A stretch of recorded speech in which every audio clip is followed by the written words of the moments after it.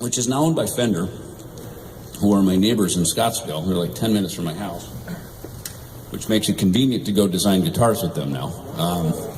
But Grover Jackson, when I lived in Los Angeles, Dave Mustaine and I drove out to see Grover in 1987, I think it was, and we asked him to. He designed me a bass. It was actually a silver bass, very similar to this one, kind of same color. And Dave got a King V guitar, which I think was starting to be made popular by Robin Crosby of Rat. But Dave wanted his to be 24 frets. I think Robin's was 22, so Dave did 24 frets. So Dave really became the master of the 24 fret Jackson guitar, the V. And mine was the bass, and it just had a great sound to it. Somehow it sat really well inside the kick drum, and sometimes when getting tone,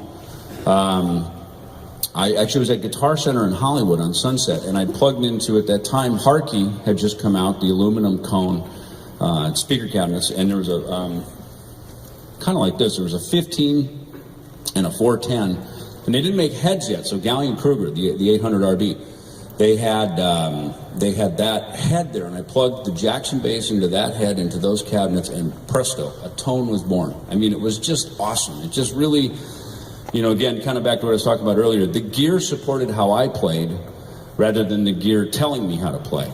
I don't ever play with any compressors. I mean, front of house, our mixer will have a compressor on it for the PA. When you record, of course, you'll put a little bit of compression and limiting on it so that it doesn't, you don't have any huge spikes and balances for the, production of a record.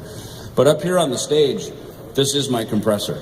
Everything that I do, I want to be able to control it, and I want to be able to contain it and make it do what I want it to do. So it's funny that the Jackson into the Harkey rig has really been my tone for a long time. It's the equipment that supports how I play. That has been the support for my tone. I did not play Fender instruments. As much as I love Fenders and I think they look cool, and I have a few now and I love them, and I got a couple that I record with, because they're passive, they really didn't work with the Megadeth tone. And a big part of that, for a Fender bass sits very much in the mid-range. And for us in Megadeth, the Marshall guitar tone is all mid-range. So all of a sudden, if I got a bass, we're all fighting for the same spot. So what I found, what I do with an active electronic bass, is I can get down below, right inside that kick drum. For me, thank you. My goal is that when the drummer hits the kick drum and you hear that big concussion, that's the cut concussion, and I'm sort of the cannonball that comes flying right behind it. That's the one that hits you in the gut, right? So we work together as a team on that, me and the drummer. And then I get over top of, I kind of scoop around those Marshalls and I get up to the top, and that's where you get that.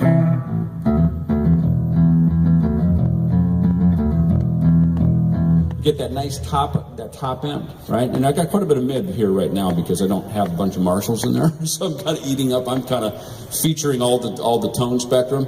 But when you kind of look at it on the tone spectrum, you get the kick, on the bass is inside of it, then we have our Marshall guitars, and then I get up over top of that, of course, up where the snare and the cymbals, and then that way we're not all fighting for the same spot in the frequency, and that way there's a nice clarity and everybody can be heard real well. With that, I think, yeah, go ahead. I'll take one more, and then I'm going to play another track. Do you stand when you're recording in the studio, or do you sit? He's asking if I stand or sit when I'm recording. Depends on how violent the part is. There's some times when I have to sit down and execute and really play well, like that little riff in Dystopia.